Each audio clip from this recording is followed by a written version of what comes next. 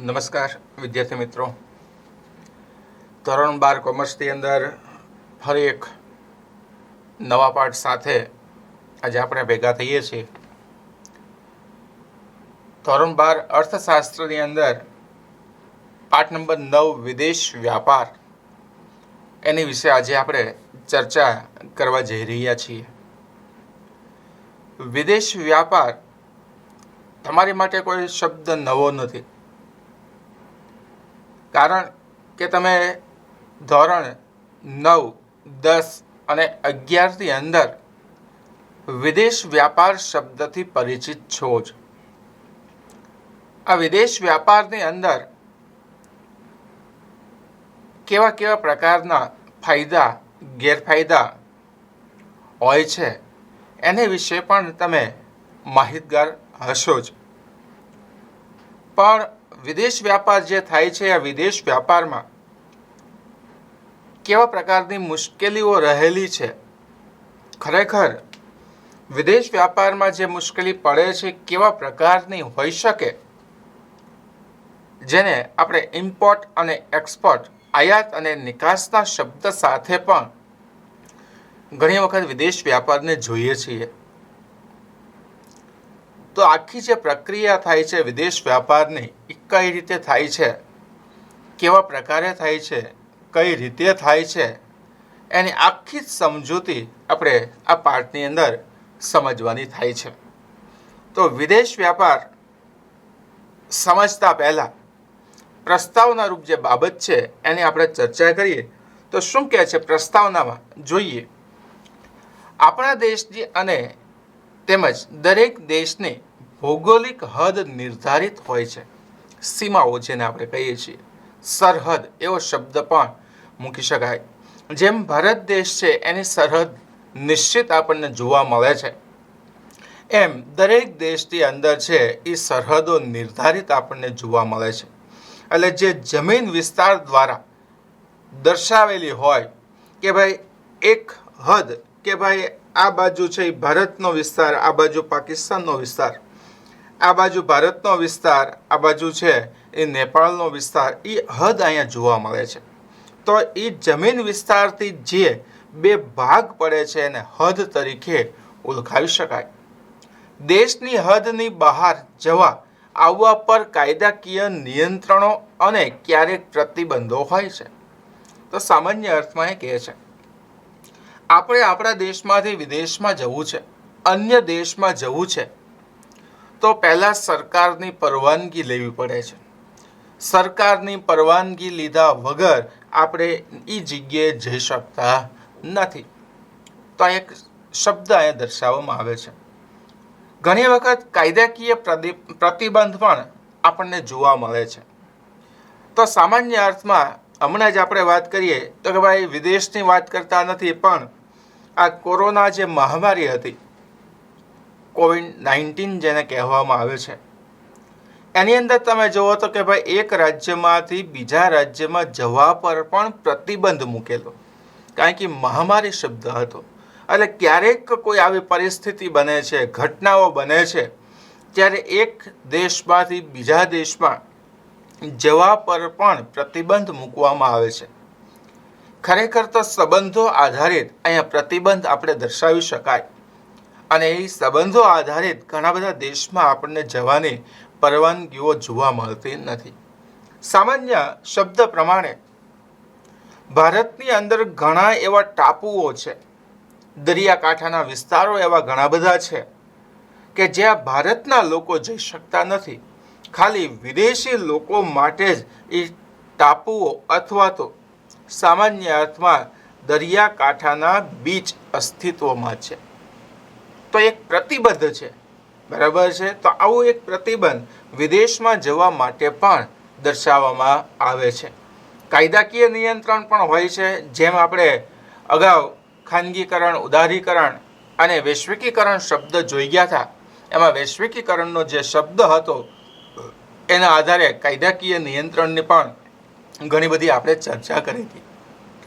તો પછી આપણે વિચારવાનું છે કે આપણા ઘરમાં કોરિયાનું રેફ્રિજરેટર, જાપાનનું ટીવી રસ્તા પર જર્મનની કાર, ખેતરોમાં અમેરિકાના ટ્રેક્ટર, મોલમાં યુકેના બૂટ અને કપડાં શી રીતે આવતા હશે? આપણે અવનવી જુદી જુદી વેરાયટીસની અંદર ઘણી બધી મોજ શોખની વસ્તુઓ, આરામદાયક જે જરૂરિયાતો કહી શકાય, એનો આપણે ઉપયોગ કરીએ છીએ. આ જે આપણે ઉપયોગ કરીએ છીએ, આ બધી વસ્તુ લગભગ ભારતની નથી. ઘણી બધી એવી વસ્તુઓ છે જે વિદેશથી આપણને જોવા મળે છે. ખાસ કરીને આપણે જ વાત કરીએ મોબાઈલ ફોન, ઘણા બધા છે જુદી જુદી કંપનીના ફોન ઉપયોગમાં લેવામાં આવે છે. તો આ બધા જ ફોન શું ભારતમાં બને છે? ના, ભારતના નથી. ઘણા બધા ફોન છે વિદેશના, અને વિદેશના ફોન આપણા દેશમાં વેચાય છે. લેપટોપની આપણે વાત કરી શકીએ, કમ્પ્યુટરની આપણે વાત કરી શકીએ. આ સિવાય પણ ઘણી બધી એવી વસ્તુઓ છે કે જેની આપણે વાત કરી શકીએ કે જેની કંપનીઓ ભારતમાં નથી, જેનું ઉત્પાદન ભારતમાં થતું નથી. આમ છતાં એ બધી વસ્તુઓ ભારતમાં કઈ રીતે વેચાય છે, એક શબ્દ આપણા મનની અંદર ઉપસ્થિત થતો જોવા મળે છે. એટલે પ્રશ્નાર્થ મૂક્યો છે કે આ કઈ રીતે શક્ય બને છે? શું આપણે જાણીએ છીએ કે આપણા દેશના વાહનો જે પેટ્રોલ કે ડીઝલથી ચાલે છે, તેમાંનું મોટા ભાગનું તેલ અખાતી દેશોમાંથી આવે છે. એટલે પેટ્રોલ પણ આપણા દેશની અંદર ઉત્પાદન જથ્થો છે ઓછો, એની કરતાં આપણી વપરાશ કેવી છે, વધુ વપરાશ જોવા મળે છે. તો જે દ્રષ્ટિએ અહીંયા આપણને કહેવામાં આવ્યું છે કે આપણી જરૂરિયાત તો ઘણી બધી છે, અસંખ્ય જરૂરિયાતો સાથે આપણે તાલ મિલાવીએ છીએ. તો આ બધી જ જે જરૂરિયાતો છે એમાંની મોટા ભાગની, એટલે આપણે એવું કહીએ કે ભાઈ 70% જરૂરિયાતો જે છે એ તો વિદેશમાંથી જ ઉત્પાદન થઈને આવે છે, વિદેશની કંપનીઓ દ્વારા બનેલી છે. તો આ બધી વસ્તુઓની આવન જાવન કઈ રીતે થાય છે, કઈ રીતે આપણા દેશમાં વેચાય છે, કઈ રીતે અખાતી દેશોમાંથી પેટ્રોલિયમ, તેલ, ડીઝલ આપણી પાસે આવે છે અને કઈ રીતે માર્કેટમાં વેચાય છે, આવા ઘણા બધા શબ્દ આપણા મનની અંદર ઉપસ્થિત થવા જોઈએ. તો એની વિશે અહીંયા આપણે ચર્ચા કરવા જઈ રહ્યા છીએ. અને વધુમાં કહે છે, તો આ પ્રકરણમાં આપણે સમજીશું કે દેશની હદ બહારથી, હદ એટલે સીમા બહારથી વસ્તુ અને સેવાઓ, ટેકનોલોજીને વગેરેની આપલે જે થાય છે તે વિદેશ વ્યાપાર કહેવાય. અને આ વેપારના કેટલાક અગત્યના પાસાનો પણ આપણે વિચાર કરવો જોઈએ. એટલે જુદા જુદા દેશો વચ્ચે, ભારત અમેરિકા છે, ભારત જર્મની છે, ભારત જાપાન છે, ભારત ઇથોપિયા છે, ભારત ચામિયા છે, ભારત ચીલી છે, ભારત મેક્સિકો છે, એમ ભારતના જુદા જુદા દેશો સાથેના જે વ્યવહારો જે થાય છે, કઈ રીતે થાય છે, શેના પ્રમાણને આધારે થાય છે, એ આખી વિગત અહીંયા આપણે સમજવાની છે. તો આ બધા વ્યવહારિક જે પરિબળો છે, વ્યવહારિક જે પાસાઓ છે, એની મુખ્ય સમજણ કેવા પ્રકારની છે, મુખ્ય બાબતો કેવા પ્રકારની છે, એની સાથે અહીં ચર્ચા કરી અને પાઠમાં આપણે આગળ જોઈએ. તો સૌપ્રથમ આપણે પહેલા ટોપિક વિશે સમજીએ. શું કહે છે? આંતરિક વેપાર અને વિદેશ વ્યાપાર, એટલે કે આંતરરાષ્ટ્રીય વ્યાપાર. આ બંનેનો અર્થ આપણે પહેલા સમજવો જોઈએ. આંતરિક વ્યાપાર એટલે શું, આંતરરાષ્ટ્રીય વ્યાપાર એટલે શું, એની સાદી સમજણ તમારી પાસે છે જ, છતાં અહીંયા એક વખત આપણે નજર નાખીએ તો કહે છે, વેપાર એટલે એવી વ્યાવસાયિક પ્રવૃત્તિ. વેપારના મુખ્ય આપણે જોઈએ તો ભાઈ ખરીદી અને વેચાણ બે પાસા છે. એટલે વ્યાવસાયિક અથવા તો ધંધાકીય પ્રવૃત્તિ કે જેમાં વસ્તુ, સેવાઓ, મૂડી, ટેકનોલોજી અથવા તો ટેકનિકલ જાણકારી, અહીંયા કહે છે જ્ઞાનની વાત છે. જો ટેકનિકલ જાણકારી એટલે તમારી પાસે જે જાણકારી છે એની પણ અત્યારે આદાન પ્રદાનની, આપલેની પ્રક્રિયા, માહિતી જેને કહી શકાય, બરાબર છે. બૌદ્ધિક સંપદા, વિચારો જે છે, બરાબર છે. અત્યારે તમે જુઓ તો ઘણા બધા સંપ્રદાયો છે અને આ બધા સંપ્રદાયો છે પોતાના જે મહંતો હોય અથવા તો જે ભગવાનની અંદર માનતા હોય એના મંદિરો એક દેશની અંદર, બીજા દેશની અંદર, ત્રીજા દેશની અંદર એમ પોતાનો વિસ્તાર કેવો થાય છે, વધતો જતો આપણને જોવા મળે છે. વગેરેનો વિનિમય એટલે ખરીદી અને વેચાણ આપલે થાય છે. બીજા શબ્દમાં વેપારમાં આવી વસ્તુ સેવાઓની હેરફેર આવક કે નફા પ્રાપ્તિ માટે થાય છે. એટલે ટૂંકમાં એ શબ્દ એવો કીધો છે કે ભાઈ વિશ્વનો કોઈ પણ દેશ હોય એની અંદર આંતરિક વેપાર પણ થવાનો છે, આંતરરાષ્ટ્રીય વેપાર પણ થવાનો જ છે. આંતરિક વેપાર થાય કે આંતરરાષ્ટ્રીય વેપાર થાય એનો મુખ્ય હેતુ કયો છે, એની મુખ્ય બાબતો કઈ છે? તો મુખ્ય હેતુ કે મુખ્ય બાબત સાથે જ્યારે તમે ચર્ચા કરો છો તે એક જ વસ્તુ અહીં દર્શાવે છે, નફાની પ્રાપ્તિ, નફા સાથેના વ્યવહારો. નફા વગર કોઈ પણ વ્યક્તિ ધંધાદારી પેઢી સાથે સંકળાઈ શકતો નથી. એ પછી ભારત દેશ હોય કે અન્ય કોઈ દેશ હોય, જ્યારે વસ્તુની આપ-લે કરતા હોય, વિનિમય કરતા હોય છે, ત્યારે એનો મુખ્ય હેતુ કયો દર્શાવવામાં આવે છે? તો કે ભાઈ નફાકીય હેતુ જ અહીં દર્શાવવામાં આવી રહ્યો છે. કોઈ એક દેશની હદની અંદર થતી વેપારની પ્રવૃત્તિને આંતરિક વેપાર કહે છે. એક માર્કની અંદર તમને પરીક્ષામાં પૂછાઈ શકે. તો ભારતના જે વ્યવહારની વાત કરીએ, પંજાબ અને ગુજરાત સાથેનો વ્યવહાર, પંજાબ અને કેરેલા સાથેનો વ્યવહાર, ગુજરાત અને બિહાર સાથેનો વ્યવહાર, રાજસ્થાન અને છત્તીસગઢ સાથેનો વ્યવહાર, આ જે દેશની અંદરો અંદર થાય છે, દેશના જે 29 રાજ્ય અને 6 કેન્દ્ર શાસિત પ્રદેશો છે, એની અંદર જે કાંઈ વ્યાપારિક પ્રવૃત્તિઓ અસ્તિત્વમાં આવે છે, એને આપણે આંતરિક વેપાર સાથે દર્શાવી શકાય. દેશની સરહદની બહાર થતી વેપારની પ્રવૃત્તિ, એટલે કે ભારત અમેરિકા સાથે થતો વ્યાપાર, ભારત રશિયા સાથે થતો વ્યાપાર, ભારત ચીન સાથે થતો વ્યાપાર, એને આપણે આંતરરાષ્ટ્રીય વ્યાપાર કે વિદેશ વ્યાપારની સાથે સરખાવી શકાય. ત્યાર પછી વ્યાખ્યા અર્થ જોયા પછી કહે છે વિદેશ વ્યાપાર માટેના કારણો. શું કામ વિદેશ વ્યાપાર અસ્તિત્વમાં આવે છે? આ એક પ્રશ્ન અગત્યનો બને છે. આ વિદેશ વ્યાપાર ઉદ્ભવવા માટેના જે પરિબળ કહી શકાય એની અહીંયા વાત થાય છે. તો એની જ્યારે વાત કરીએ છીએ ત્યારે એમાં કહે છે, પહેલું, દેશોમાં ઉપલબ્ધ ઉત્પાદનના સાધનોમાં તફાવત. ઉત્પાદનના મુખ્ય મિત્રો 4 સાધન છે: જમીન, મૂડી, શ્રમ ને નિયોજક. આ 4 જે સાધનો છે એની અંદર તફાવત ઊભો થાય છે.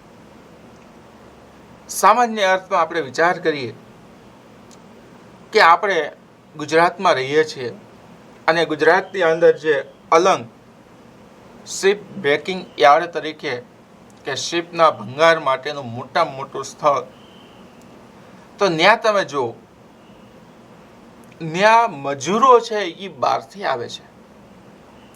બિહાર છે, યુપી છે, એમપી છે, એ બાજુથી મજૂરો આવે છે કામ કરવા. શું આપણે ગુજરાતમાં મજૂરો નહીં મળતા હોય? મળે જ છે, નથી મળતા એવું નથી.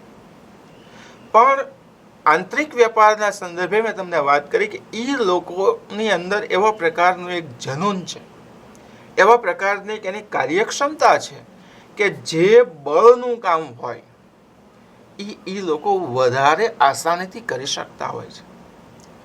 એટલે જો અહીંયા મનુષ્ય શ્રમની જ વાત કરી, એટલે એની જે કાર્યક્ષમતા છે ને આપણી જે કાર્યક્ષમતા છે એમાં તફાવત ઊભો થાય છે.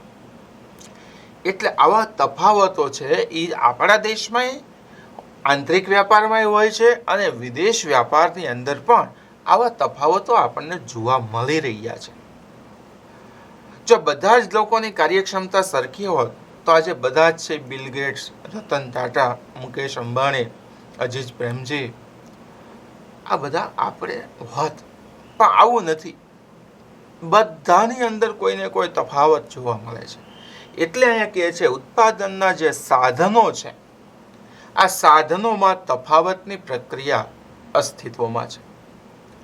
એટલે કહે છે અલગ અલગ દેશમાં ઉત્પાદનના સાધનો જુદા જુદા પ્રમાણમાં ઉપલબ્ધ હોય છે. વળી બધી જાતના ઉત્પાદન માટે જરૂરી બધા જ પ્રકારના સાધનો પણ દેશ પાસે હોતા નથી. હવે આપણે જ વાત કરીએ, અહીંયા આપણા ભારત દેશની જ આપણે વાત કરીએ તો આપણે ભારત દેશમાં અંકલેશ્વર છે, કડી છે, કલોલ છે, આસામ છે, આ બધી જ જગ્યાએથી ખનિજ તેલ પ્રાપ્ત થાય છે. આ બધી જગ્યાએથી ખનિજ તેલ પ્રાપ્ત થાય છે, પણ ખનિજ તેલ બહાર કાઢવા માટેની પદ્ધતિ ટેકનોલોજી જે છે એ અત્યાર સુધી આપણા દેશમાં નહોતી અને વિદેશથી આપણે શું કરવી પડતી હતી? મંગાવવી પડતી હતી. એટલે જો કુદરતી પરિબળ તમારી પાસે હતું, પણ શું નહોતું? તો કે ભાઈ માનવ સર્જિત જે ટેકનોલોજી સાધનો છે એ આપણી પાસે હતા નહીં. એટલે આપણે ક્યાંથી લાવવા પડ્યા? બહારથી લાવવા પડ્યા. એટલે કહે છે આપણે ત્યાં કાર્યક્ષમતા નહોતી, આપણે ત્યાં એવા શ્રમિકો નહોતા, આપણે ત્યાં એવું ત્યારે બુદ્ધિધન નહોતું કે આવી ટેકનોલોજીનો વિકાસ કરી શકે. એટલે ત્યાંથી આપણે લાવ્યા. અને કાર્યક્ષમતામાં જો શું થયો? તફાવત આપણને જોવા મળે છે. એટલે મુખ્ય શબ્દ અહીંયા કહે છે કે આવા ઘણા બધા તફાવતો અહીં દર્શાવાય. માટે દુનિયાના દેશો સંસાધનો, બરાબર, સંસાધનો એટલે શું? જળ, જમીન, હવા, પ્રકાશ, વાયુ એની વાત થાય છે. કેટલાક સાધનો, બરાબર છે, ઓજારોની વાત થાય, ટેકનોલોજી, યાંત્રિકીકરણની વાત થાય છે, વગેરેનો વેપાર કરી પોતાની જરૂરિયાતો પૂરી કરતું જોવા મળે છે. આમાં ઘણી બધી બાબતો આવી શકે.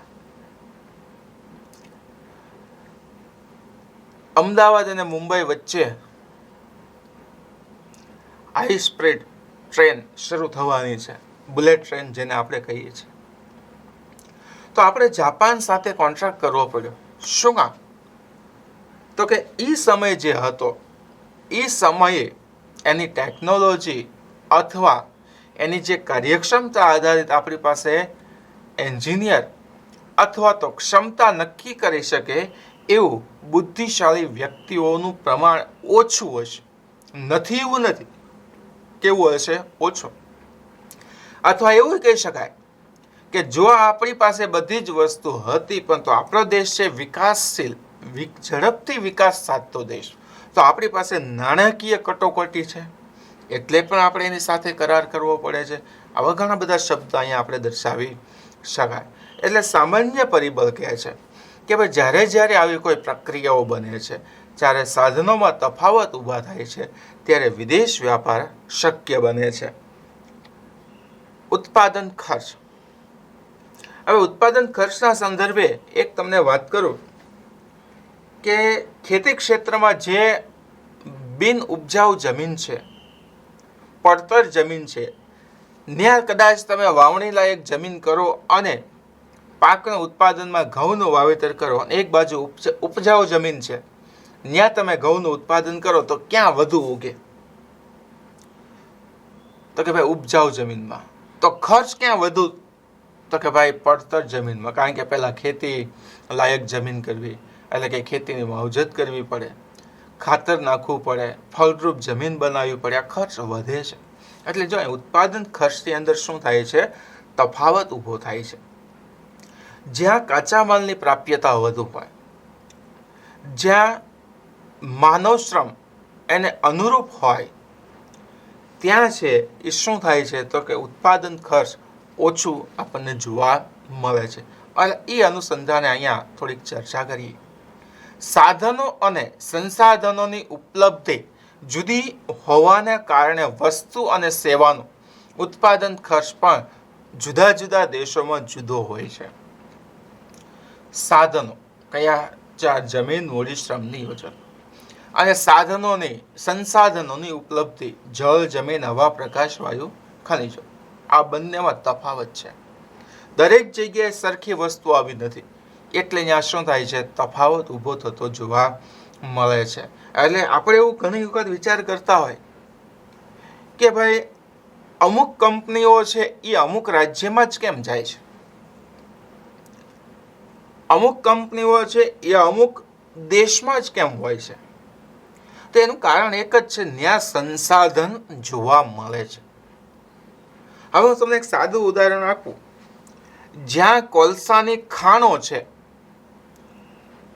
ત્યાં તમે પાવર પ્લાન્ટ નાખો તો ઉત્પાદન ખર્ચ ઘટે, કે અન્ય રાજ્યમાં તમે છે પાવર પ્લાન્ટ નાખી અને એક રાજ્યમાંથી બીજા રાજ્યમાં કોલસા તમે લઈ જાઓ તો ઉત્પાદન ખર્ચ ઘટે? જ્યાં કોલસો મળી આવ્યો છે, લિગ્નાઇટ આપણને મળી આવે છે, એના આજુબાજુના વિસ્તારમાં તમે જો પાવર પ્લાન્ટ નાખો તો ઉત્પાદન ખર્ચ કેવો થાય? ઘટશે. આ એક દેખીતી વાત છે, એટલે અહીંયા આ શબ્દ મૂકવામાં આવ્યો છે.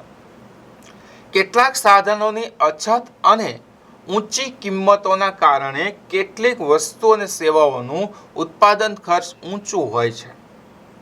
કેટલીક સાધનોની અછત અને ઊંચી કિંમત.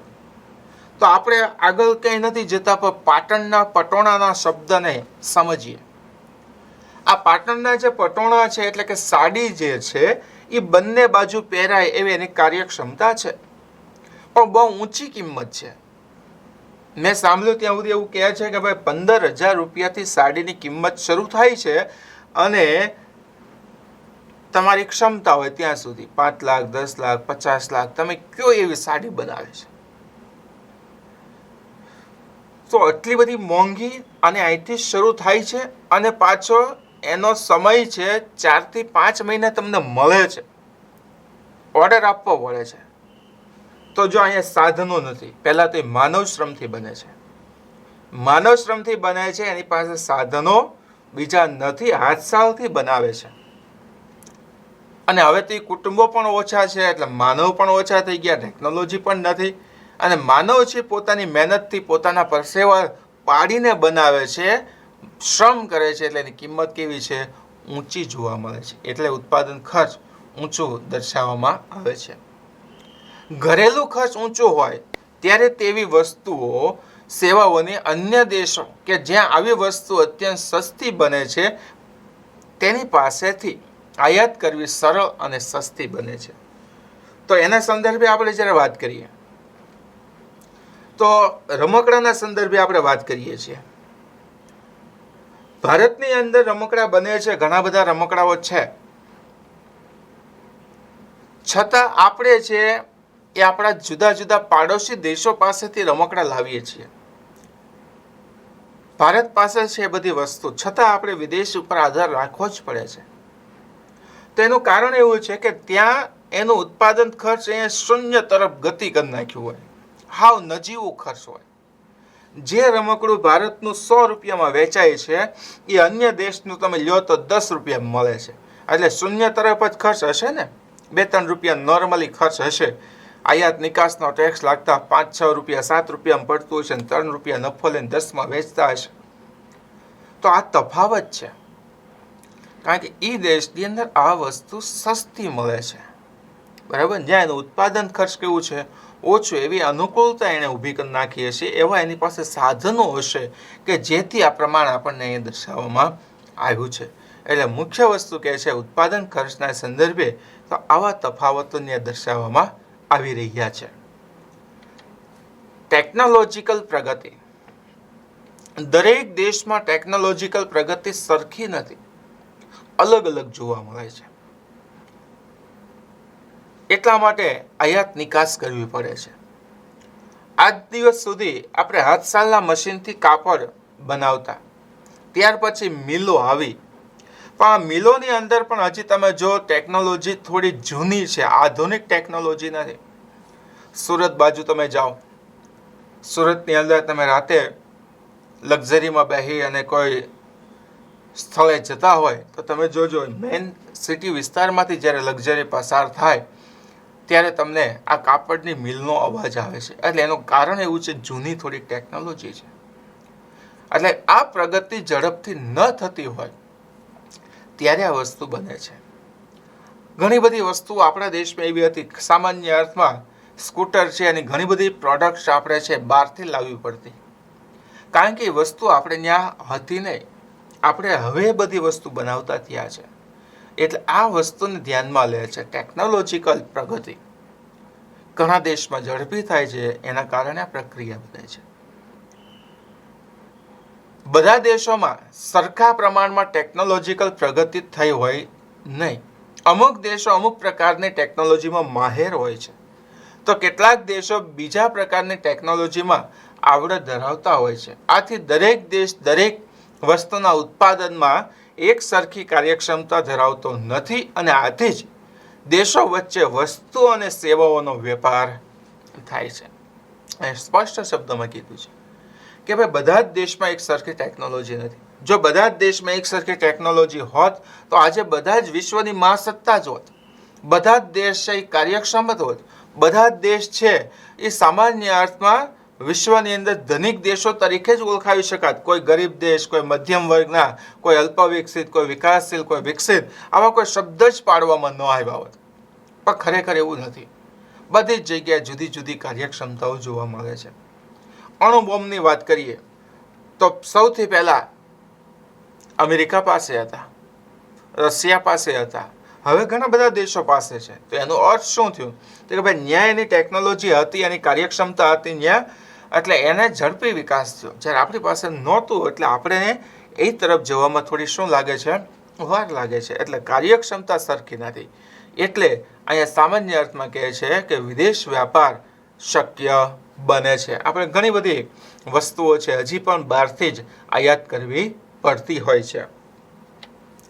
શ્રમ વિભાજન અને વિશિષ્ટીકરણ. દરેક દેશમાં શ્રમની ઉત્પાદકતા અને કૌશલ્ય અલગ હોય છે. ભારતના શ્રમિકો જે કામ કરી શકતા હોય છે એ બીજા દેશના શ્રમિકો કામ કરી શકતા હોય એટલે ચોકસાઈ જોવા મળતી ન હોય. બીજા દેશના શ્રમિકો જે કામ કરી શકતા હોય છે એવું કામ આપણે કરી શકતા હોય છે પણ એની જેટલી ચોકસાઈ આપણી પાસે હોતી નથી. એટલે કૌશલ્ય તાલીમ એની અંદર ફેરફાર થાય છે. નિયોજકીય શક્તિની કાર્યક્ષમતા પણ અલગ હોય છે. બરાબર છે. નિયોજક જે ઉદ્યોગકારો છે, જે કોઈ વસ્તુનું મેનેજમેન્ટ કરે છે, એવા મુખ્ય વ્યક્તિઓની વાત થાય એ બધાની પણ કાર્યક્ષમતા કેવી હોય છે? અલગ અલગ જોવા મળે છે. તેથી દેશો વચ્ચે શ્રમ વિભાજન અને વિશિષ્ટીકરણ જોવા મળે છે. એટલે કે અમુક શ્રમ અમુક પ્રકારની વસ્તુઓ સેવાઓના ઉત્પાદનમાં વધુ આવડત ધરાવતો હોય તે દેશ તેવી વસ્તુનું ઉત્પાદન વધુ કરે છે. એટલે સામાન્ય અર્થમાં એ કીધું છે. આપણી પાસે ચાના ઉત્પાદનની અંદર વિશિષ્ટીકરણ છે, કારણ કે ઓછા ખર્ચે ઉત્પાદન થાય, એને અનુકૂળ શ્રમિકો ભારતમાં છે, જમીન છે, વાતાવરણ છે, એટલે ટૂંકમાં એવું કહી શકાય બધી જ વસ્તુઓ છે. એટલે ચાનું ઉત્પાદન આપણે વધારે કરીએ છીએ પણ કોફીનું ઉત્પાદન કેવું કરીએ છીએ? ઓછું. એટલે અહીંયા શ્રમ અને વિશિષ્ટીકરણ બે શબ્દ લાગુ પડે છે. આથી વસ્તુ અને સેવાઓનું અન્ય દેશોમાં નિકાસ કરે છે. એટલે આપણે ચાની નિકાસ કરીએ છીએ અને કોફીની શું કરીએ છીએ? આયાત. અને જે વસ્તુ સેવાઓ વધુ કાર્યક્ષમ રીતે ઉત્પન્ન ના કરી શકતા હોય એની શું થાય છે? આયાત થતી આપણને જોવા મળી છે. વળી જ્યારે કોઈ પણ દેશ પોતાની વિશિષ્ટતાની બહારની વસ્તુ અને સેવાઓ ઉત્પન્ન કરવાનો પ્રયત્ન કરે છે ત્યારે તેમ કરવા માટે તે કૌશલ્ય ધરાવતા નિષ્ણાંતો તેમના જ્ઞાન વગેરેની આયાત પણ કરે છે. એટલે બુદ્ધિ ધનની શું થાય છે? આયાત થતી જોવા મળે છે. સામાન્ય અર્થમાં બુલેટ ટ્રેનની મેં વાત હમણાં તમને કરી તો વિદેશના જાપાનના એન્જિનિયરો આવે છે, જોવે છે, જાણકારી મેળવે છે, જરૂરી સલાહ સૂચનો આપણને આપે છે. તો એ બુદ્ધિધન આપણે વિદેશથી ક્યાં લાવ્યા? ભારતમાં લાવ્યા. નિષ્ણાંત વ્યક્તિ જેને કહી શકાય એવા ઘણા બધા વ્યક્તિઓને આપણે શું કરીએ છીએ? સલાહ લઈ અને આપણા દેશની અંદર આપણે વિદેશથી વસ્તુઓ સેવાઓની આયાત કરી આપણા દેશના વિકાસ માટે આપણે પ્રયત્ન કરતા હોઈએ છીએ.